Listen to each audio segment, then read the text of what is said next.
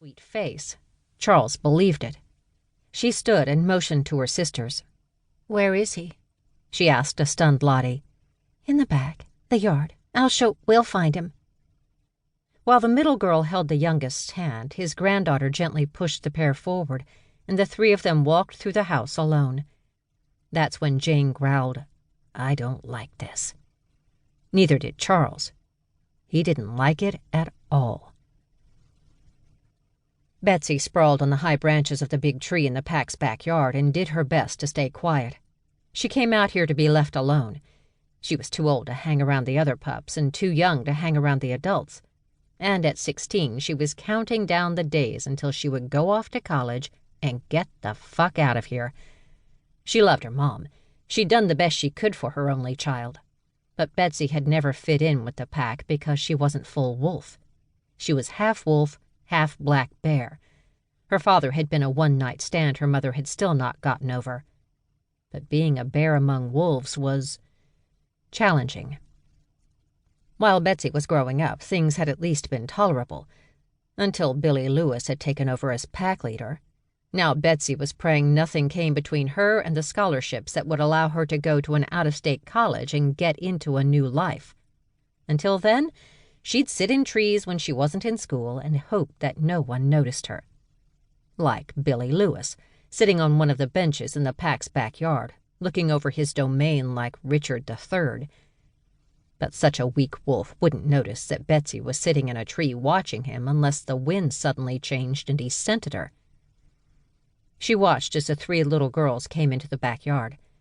According to what she'd heard when Lottie came to talk to Billy, their mother had been killed, and somehow those little kids had made it halfway across the country to the pack house. Remarkable, really. At that age, Betsy wouldn't have lasted 5 seconds without her mother. But these girls... Billy had insisted on a private chat with the pups, and that did not bode well.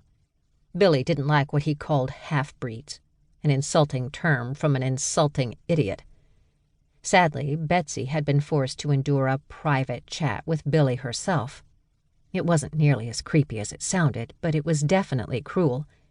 He told her that come her 18th birthday, she was out, no matter what was going on in her life or her mother's.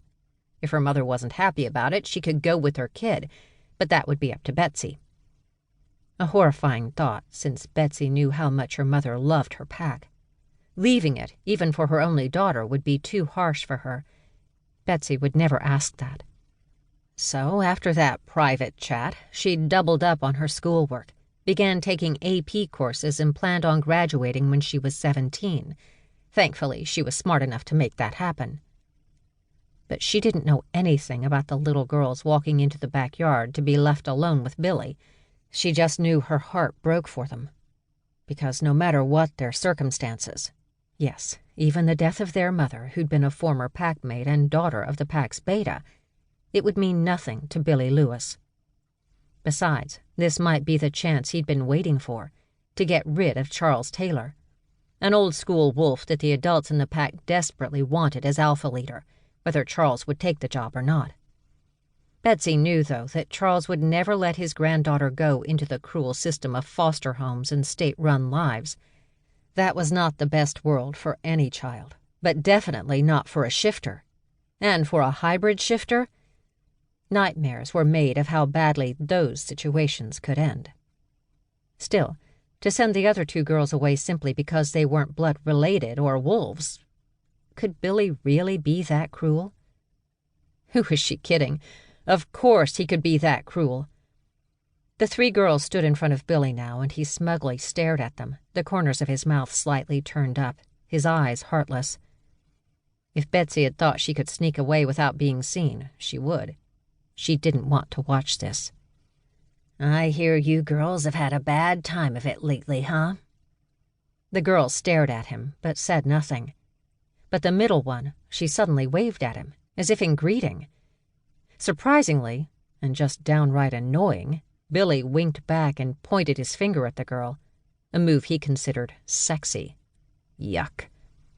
He went on, "Look, I'm sorry to hear about Carly. I always liked her. A weird wolf, but fun, you know?